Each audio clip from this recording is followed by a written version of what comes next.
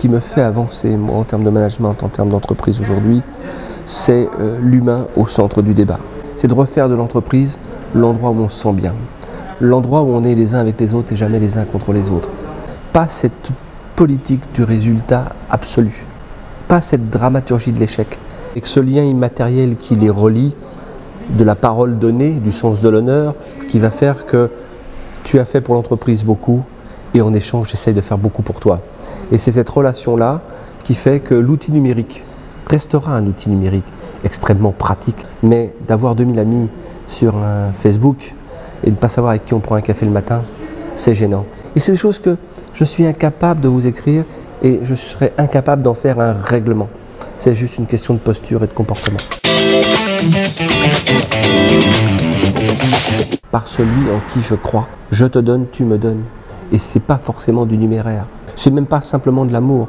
C'est peut-être simplement de la reconnaissance d'aider une personne à s'épanouir pour que moi je puisse continuer à m'épanouir, etc., etc. On a beaucoup parlé des entreprises sociales, mais l'entreprise est sociale. Et on ne gagnera que comme ça. Nous avons déjà des modèles avec certaines grandes entreprises qui ont compris que de cérémonialiser les choses, c'est important dans l'entreprise. Le simple bonjour du matin, le simple droit à la parole, droit à la reconnaissance, que la créativité n'était pas qu'au sommet de l'entreprise, mais dans toutes les strates de l'entreprise, on pouvait peut-être créer une chose une fois dans sa vie, mais ce qui était sûr, c'est qu'on pouvait en faire évoluer 1000. La société arrête d'avoir peur quand elle a des projets. Une entreprise, c'est pareil. Un être humain, c'est pareil. C'est-à-dire que si on mise sur comme projet un diplôme ou comme projet uniquement du profit, l'argent est un mauvais maître. C'est un bon serviteur, mais c'est un mauvais maître. Donc il faut bâtir cette société sur des projets individuels, d'entreprise, peu importe. Mais ce qui vous fera prendre de cet inconscient positif qu'il faut pour s'engager, c'est le projet.